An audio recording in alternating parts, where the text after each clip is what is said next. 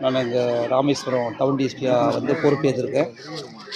பொறுப்பேற்ற முதல் வந்து குறிப்பாக வந்து நம்ம ராமேஸ்வரம் வந்து சுற்றுலாத்தலங்களில் ஆன்மீக சுற்றுலாத்தலில் மிகவும் முக்கியம் வாய்ந்த ஒன்று. இது அனைத்து மாநிலங்களிலிருந்தும் அனைத்து வகையான பக்த கோடி பெருமக்களும் நம்ம ராமேஸ்வரத்தை வந்து நோக்கி ஒரு வேண்டுதலுக்காக வராங்க. அதனால் இந்த சுற்றுலாத்தலங்களில் எந்த ஒரு சட்ட ஒழுங்கு பிரச்சனை நடக்காமல், போதைப்புழு வசதிகள் எதுவும் இருக்காமல் இருக்கணும்னு சொல்லி குறிக்கோளாக இருக்கும். குறிப்பாக லேடிஸ்க்கு, குழந்தைங்களுக்கு முக்கியமாக பாதுகாப்பு கொடுக்கணும். அதே போல் நேற்று ஒரு தகவல் கிடச்சி ஸ்கை கேமரா இருக்கிறத ஒரு தகவல் கிடச்சிது. அந்த கையோடு அந்த இடத்துல வந்து பிடிச்சி அக்யூஸை அரெஸ்ட் பண்ணியிருக்கணும். மேற்கொண்டு விசாரணை வந்து ரன்னிங் ஆகிட்டுருக்குது. அந்த விசாரணை போயிட்டு இருக்கிற கோணத்தை வந்து ஒரு சிலது நாங்கள் வந்து முழுமையாக இப்போ சொல்லக்கூடாதுங்க. அது கோர்ட்டில் வந்து முறைப்படி நாங்கள் முறைப்படுத்தி எல்லா ஆவணங்களையும் சமர்ப்பித்து அவனுக்கு மிக பெரிய அளவில் தண்டனை வாங்கி கொடுப்போம். ஒன்று அது இல்லாமல் அதை முன்னிட்டு தான் வந்து இந்த செக்கிங்லாம் இப்படி நடக்கிறது. ஏதாச்சும் ஸ்பை கேமரா வச்சுருக்காங்களா, இல்லை சட்டத்துக்கு புறம்பாக எதனா பாத்ரூம்ன்ற பேரில் வச்சுக்கிட்டு வேறு எதனா சட்டத்துக்கு நடந்துகிட்ருக்கா, அப்படி தான் வந்து ஒன்லி கேமராக்காக ரைடு இல்லை. அது ஒரு பக்கம் இருந்தாலும் பாத்ரூம் என்ற பேரில் பொதுமக்களுக்கு கழிவறை என்ற பேரில் வந்து சட்டத்துக்கு புறம்பாக எதனா சட்டவிரோத செயல்கள் நடைபெற்று கொண்டுள்ளதா என்று அந்த பார்வையும் பார்த்துட்ருக்கோம். அது இல்லாமல் ஒவ்வொரு நாளைக்கு படிப்படியாக ஒவ்வொரு வகையான செக்கிங் நாங்கள் பிளான் பண்ணியிருக்கோம். போக்குவரத்து நெரிசலை மெயினாக குறைப்பதற்கு என்ன வழிகள் ஒன்றுமோ டிராஃபிக்கு நாங்கள் எல்லாம் சேர்ந்து ஒரு ஒழுங்குபடுறதுக்கு அது ஒரு பிளான் பண்ணியிருக்கோம். எங்களுடைய மாவட்ட காவல் கண்காணிப்பாளர் அவர்கள் உத்தரவின் பேரில் எந்த ஒரு சட்ட ஒழுங்கு பிரச்சனையும் நடக்காமலும், எந்த ஒரு போதை சம்மந்தப்பட்ட பொருள் இல்லாமலும், பொதுமக்கள் நம்ம ராமேஸ்வரத்துக்கு நல்லபடியாக வந்து எந்த டிராஃபிக் ஜாம் இல்லாமல் சிறப்பாக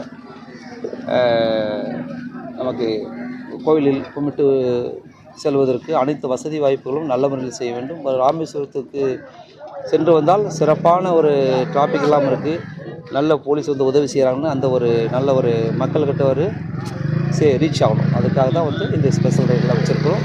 கண்டிப்பாக ஒரே நாளில் எல்லாமே முடியாது செய்ய, படிப்படியாக கடுமையான முயற்சி செஞ்சு கண்டிப்பாக வந்து நாங்கள் மப்டிலையும் யூனிஃபார்ம்லேயும் பல்வேறு டீம் அமைச்சிருக்கோம்.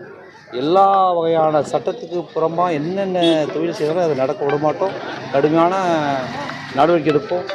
அது மாதிரி அதையும் மீறி நடைபெற்றால் வந்து கண்டிப்பாக கைது செய்து சட்டத்தின் முன்னிருந்து கடுமையான தண்டனை வாங்கி கொடுப்போம். நேற்று எத்தனை பேர் சார் கைது செய்யப்பட்டாங்க? அவங்க என்னென்ன பொருட்கள் சார் நேற்று வந்து 2 பேர் கைது பண்ணியிருக்குங்க. மேற்கொண்டு அந்த விசாரணை வந்து கண்டினியூவாக போயிட்டுருக்குங்க. கேமரா வந்து ஸ்பை கேமரா, ஒரு சின்ன கேமரா நமக்கு செவத்துலேயே பொறுத்தினா கூட தெரியாத இருக்கிற மாதிரி, அந்த மாதிரி ஒன்று அவன் எங்கே வாங்கினான், எங்கே பர்ச்சேஸ் பண்ணால், எந்த மெயிலில் ரெக்வஸ்ட் கொடுத்துருக்காங்க, எத்தனை கேமரா வாங்கியிருக்காங்க, அதை பற்றி அதை மாதிரி அவனுடைய ஃப்ரெண்ட் சர்க்கிள் யார், எத்தனை பேருக்கெல்லாம் மெசேஜ் போயிருக்கு, என்ன பண்ணுது, அதை வந்து ரகசியமாக விசாரிச்சுட்ருக்கோம். ஆனால் ஒரு சிலதெல்லாம் வந்து நாங்கள் ஓப்பனாக சொல்ல முடியாதுங்க. கோர்ட்டில் தான் நாங்கள் சப்மிட் பண்ணுவோம், ரகசியமாக தான் வைக்குவோம். மேலும் எங்களுடைய உயர் அதிகாரி உத்தரவின் பேரில் வந்து பொதுமக்களுக்கு நம்ம சுற்றுலாத்தலத்துக்கு நல்ல முறையில் வந்து நல்லபடியாக சிறப்பாக கோவிலில் சாமி கும்பிட்டு சிறப்பாக வெளியூருக்கு நல்லபடியாக செல்ல வேண்டும் என்பது எங்களுடைய ஆவல். அது முழுமையாக நடைபெற அனைத்து முயற்சிகளும் செய்து கொண்டுள்ளோம். சார், அந்த வீடியோ எதுவும் நீங்கள் எதுவும் கைப்பற்றிருக்கீங்களா சார்? அது வேறு எதுவும் டிவைஸில் எதுவும் இருக்கா? அந்த டிவைஸ் அடிக்கிறதுக்கு இது ஃபாரன்சிக் அது வந்து எங்களுடைய சயின்டிஃபிக் எக்ஸ்பர்ட் வந்திருக்காங்க, சைபர் கிரைம் எக்ஸ்பர்ட் வந்திருக்காங்க. ஒரு சிலதெல்லாம் வந்து நாங்கள் ஓப்பனாக சொல்லக்கூடாதுங்க. நீங்கள் சொன்ன மாதிரியே வந்து forensic science and scientific expert, cyber crime expert வந்திருக்காங்க. அவங்க முடிவு வச்சு தான் மெயில் ஐடி, அந்த டிவைஸ் இதெல்லாம் லிங்க் ஆகிருக்கு. மேலும் வந்து டெக்னிக்கலாக என்னென்ன மாதிரி அனுப்பியிருப்பான், இவனுடைய செல்ஃபோனு, மறுபடியும் அவன் சம்மந்தப்பட்ட ஃப்ரெண்ட்ஸ் செல்ஃபோனு, இதெல்லாம் ஆராயறதுக்கு தனியாக சயின்டிஃபிக் டீம் ஒன்று போட்டிருக்காங்க. அதை பற்றி இப்போ நடைமுறையில் இருக்கிற என்னென்ன நாங்கள் பண்ணிகிட்ருக்கோன்னு சொல்லி ஒரு சிலதை நாங்கள் வெளியே சொல்லக்கூடாதுங்க. லேப்டாப் எதுவும் எடுத்தீங்களா? இல்லை, அது மேற்கொண்டு எல்லாம் செக் பண்ணிகிட்ருக்கோம். இப்போதைக்கு அவங்கள கைது பண்ணி மறுபடியும் அவங்க கஸ்டடி எடுத்து மேற்கொண்டு என்ன பொருள், அவன் ஃப்ரெண்ட்ஸு பொருள், அவனுடைய பொருள், அவன் சம்மந்தப்பட்ட பொருளை சீஸ் பண்ணி அந்த நடைமுறையில் வந்து அதுக்கு தனியாக சயின்டிஃபிக் டீம், அந்த சைபர் எக்ஸ்பர்ட் தனியாக போட்டிருக்காங்க. மேலும் இதனுடைய விசாரணை நீதிமன்றத்துக்கு சென்றதுனால் ஒரு சில விசாரணை சம்மந்தப்பட்ட இதை வந்து நேரில் நாங்கள் கோர்ட்டில் தான் சப்மிட் பண்ணணும், வெளியில் சொல்ல. இது தொடர்பாக வேறு எதுவும் புகார்கள் உங்களுக்கு கொடுத்துருக்காங்களா? அப்படி கொடுக்கும் பட்சத்தில் அது ரகசியம் காக்கப்படுமா சார்? இல்லை, இந்த மாதிரி புகார் இது வரைக்கும் எந்த புகார் இது வரைக்கும் வந்தது இல்லைங்க. இது வரைக்கும் நேற்று இந்த இன்சிடென்ட் ஆன பிறகு கூட இந்த மாதிரி இங்கே நடந்துட்டுருக்கு பண்ணியிருந்து கூட அது மாதிரி கூட எதுவும் புகார் இது வரைக்கும் வந்தது இல்லைங்க. இருந்தாலும் புகார் வந்தாலும் வரலனாலும் எங்களுடைய ஆய்வு கண்டிப்பாக ரகசிய ஆய்வு மப்டிலையும் சரி யூனிஃபார்ம் சரி தொடர்ந்து தான் இருப்பாங்க. மாநகராட்சி, அதாவது நம்ம நகராட்சி ஊழியர்களோட சேர்ந்தே இந்த மாதிரியான திடீர் ஆய்வுகள் நடத்துறதுக்கு வாய்ப்பு இருக்கா சார்? தொடர்ச்சியாக கட்டாயம் உண்டு. நம்ம மாநகராட்சி ஆணையரோட கலந்து ஆலோசித்து அவங்களுடன் சேர்ந்து சாலையோரம் உள்ள ஹோட்டல் முன்புள்ள போர்டுகள் மற்றும் லாட்ஜி முன்புள்ள போர்டுகள் அகற்றப்பட்டு போக்குவரத்து இன்னும் ஃப்ரீ ஃப்ளோ மூவ்மெண்ட் செய்கிறதுக்கு உண்டான மாநகராட்சி கமிஷனரோடு நான் பேசியிருக்கேன். அவங்க ஒத்துழைப்பு கொடுக்குறேன்னு இருக்காங்க.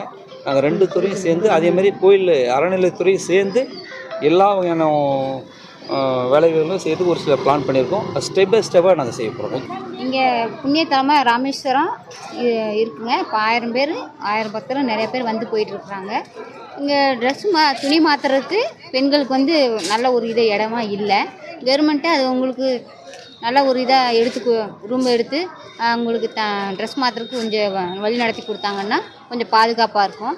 அது இல்லாதனால தான் வெளியே லாட்ஜுக்கு போக வேண்டியது இருக்குது. ரூம் எடுத்து குளித்து அங்கே ட்ரெஸ் மாற்றும்போது கேமராலாம் வைக்கிறாங்க. என்னென்னமோ தப்பான ஒரு வீடியோக்கள் எடுத்துறாங்க. அவங்களையும் பிளாக்மெயில் பண்ணி என்ன வேணால் பண்ணுறாங்க. அது கொஞ்சம் கவர்மெண்ட் எடுத்து கோயில்லையே ரூம் எடுத்து ட்ரெஸ் மாற்றுறதுக்கு கொஞ்சம் ரெடி பண்ணி கொடுத்தாங்கன்னா பெண்களுக்கு பாதுகாப்பாகவும் இருக்கும். இன்னும் நிறைய பக்தர்கள் இன்னும் வருவாங்க அந்த தளத்துக்கு. இன்னும் எத்தனையோ பேர் வந்துட்டு தான் இருக்காங்க, இன்னும் வருவாங்க. இது மாதிரி இன்னும் ரெடி பண்ணி கொடுத்தாங்கன்னா இன்னும் நிறைய பேர் வருவாங்க, பாதுகாப்போட அச்சம் இல்லாமல் இருப்பாங்க. ராமேஸ்வரத்துக்கு தினந்தோறும் ஆயிரக்கணக்கான பக்தர்கள் வர்றாங்க. அவங்க ராமேஸ்வரம் ஒரு புண்ணிய ஸ்தலம் அப்படின்றத நம்பி வராங்க. இந்த நிலையில் நேற்று கடற்கரை அக்னிதீர்த்த கடற்கரை பகுதியில் அனுமதி இல்லாமல் வைக்கப்பட்ட ஒரு குளியல் அறையில் கேமரா வச்சு அதை பிடிச்சி ரொம்ப ராமேஸ்வரத்திற்கே ஒரு பெரிய தலைக்குணவை ஏற்படுத்தக்கூடிய சூழ்நிலை ஏற்படுத்திட்டாங்க. இதில் என்ன காரணம்னு கேட்டிங்கன்னா, ராமேஸ்வரம் முழுவதுமே உரிய அனுமதி இல்லாத லாட்ஜுகள் வீடுகள் பூரா தங்கு விடுதிகளாக மாறிடுச்சு. ராமேஸ்வரத்தில் கோயில் நிர்வாகம் சார்பாக கூட முறையான பக்தர்கள் தங்குவதற்கு முறையான கட்டடங்கள் இல்லை. அதன் காரணமாக பக்தர்கள் குறைவான மலிவான விலைக்கு அவங்க ரூமில் தங்கன்னு ஆசைப்படும் போது அவங்க இந்த வீடுகளில் சும்மா கட்டி வச்சு எந்தவித உரிமையும் இல்லாமல் ஒரு எந்தவித அடிப்படை வசதியும் இல்லாமல் செய்து கொடுக்குறத பக்தர்கள் போய் அங்கே தெரியாமல் தங்கிடுறாங்க. அப்படிப்பட்ட இடங்கள்லாம் இந்த மாதிரி சட்டவிரோத செயல்கள் நடைபெறுது. இதை கண்காணிக்கக்கூடிய காவல்துறை, நகராட்சி நிர்வாகம், வட்டாட்சி அலுவலகம் எதுவுமே இதை பற்றி சிந்திக்காமல் பக்தர்களுடைய எந்தவித அடிப்படை பாதுகாப்பு உறுதி செய்யாம இந்த மாதிரி அனுமதிக்கிறாங்க. இதுதான் காரணம். இது போன்ற செயல்கள் நடக்காம இருக்குன்னா ராமேஸ்வரத்தில் அனுமதி இல்லாமல் தங்கு விடுதிகள் வீடுகள் பூரா லாட்ஜுகளை இயங்கிக்கிட்டு இருக்கு. இதை பூரா கணக்கெடுத்து உடனடியாக தடுத்து நிறுத்தப்படணும். அப்படின்னா தான் மேற்கொண்டு சட்டவிரோத செயல் ராமேஸ்வரத்தில் நடக்காமல் இருக்கும். இன்னைக்கு பார்த்தீங்கன்னா ராமேஸ்வரத்தில் பஸ் ஸ்டாண்ட் பகுதியில் பார்த்தீங்கன்னா இருக்க புரோக்கர்கள், அந்த வீடுகளில் இருக்கக்கூடிய நிர்வகிக்கக்கூடிய அந்த புரோக்கர்கள் பஸ் ஸ்டாண்ட் கூட்டிகிட்டு போகிற அளவுக்கு ஆகிப்போச்சு. அவங்க சம்பாத்தியத்துக்காண்டி கூட்டிட்டு போகிறாங்க. இப்போ உரிமம் பெற்று நடத்துகிற ஊரெல்லாம் பல கோடி முதலீடு செய்தவர்கள்லாம் இப்படிலாம் செய்ய முடியாது. அதுக்கு ஒரு ஸ்டாண்டர்ட் இருக்குது. அனுமதி பெற்றது அரசுக்கு உரிய நம்ம விளக்கத்தை கொடுக்கணும். அதையெல்லாம் பொருட்படுத்தாமல் இப்படி அனுமதி பெறாத அந்த வீடுகளுக்கு அனுமதி தான் இதான் பிரச்சனை. உடனடியாக அரசு தலையிட்டு காவல்துறை ஒழுங்கு நடவடிக்கை எடுத்து இந்த மாதிரி செய்பவர்கள் மீது உரிய நடவடிக்கை எடுக்கும். வருங்காலங்களில் பக்தர்கள் ராமேஸ்வரம் வருவதற்கு இது போன்று அஞ்சாத நிலையை ஏற்படுத்த வேண்டும். இது எங்களுக்கு ராமேஸ்வரத்தில் நடந்த இந்த சம்பவம் மிகப்பெரிய தலைக்குடிவை ஏற்படுத்தியிருக்கு. இதை ஒழுங்குபடுத்தக்கூடிய இதை நடவடிக்கை எடுத்து கட்டுப்படுத்தக்கூடிய நிலை அரசுக்கு உள்ளது. உடனடியாக அதை சரி செய்யணும்னு நாங்கள் கேட்டுக்கிறோம்.